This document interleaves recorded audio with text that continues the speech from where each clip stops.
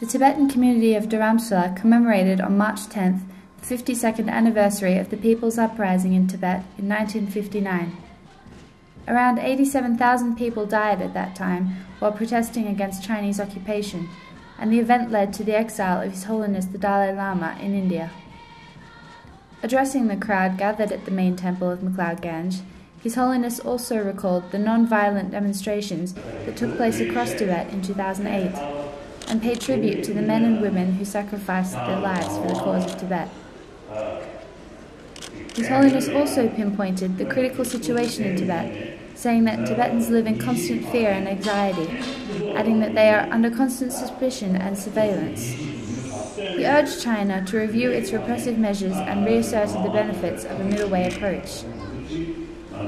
In conclusion to his speech, His Holiness reasserted his wish to retire from all political functions and to devolve them to an elected leader, insisting on the importance for the Tibetan society of building a stable democratic system.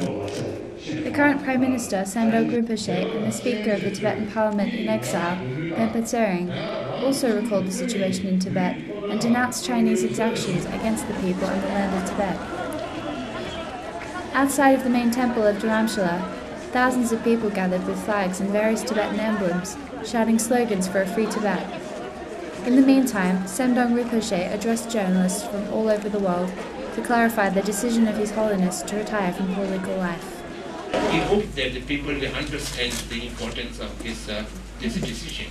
As far as the spiritual leadership is concerned, this is not by appointment nor by election. His spiritual attainment itself is evident, and there's no change, of course, as far as his supreme spiritual leadership is concerned. What His Holiness is message is that political leadership should not be a permanent one, nor it should be confined to one individual. So that is his main argument, that there must be a changeable political leader which is popularly elected by the people and which can be also abruptly changed by the people. So there should not be any leadership which is by kind of hereditary or tradition which is not able to change easily. So here is believed into the modern democratic system. So that modern democratic system, the people is the spring, and the people should have the facility, the ability, whenever they want to change the leadership, they can change. Whenever they should want to elect a leadership, they could elect.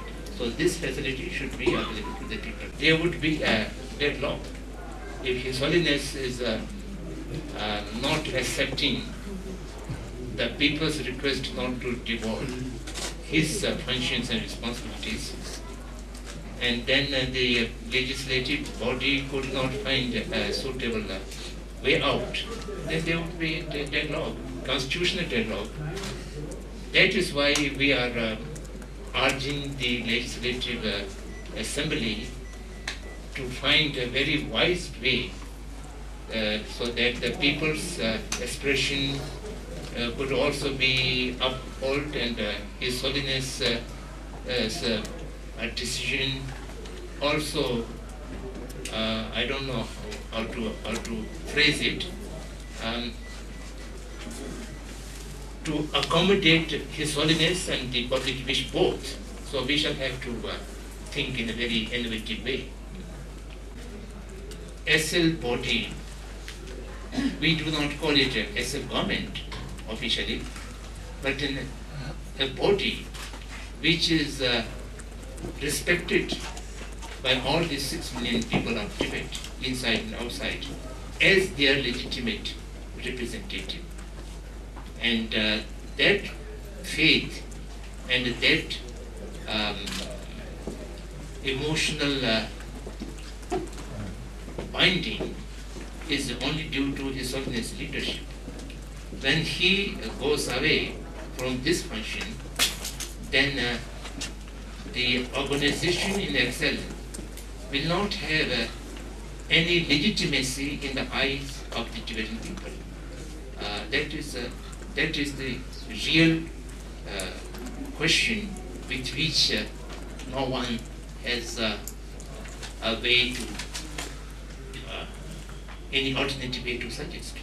That's very true.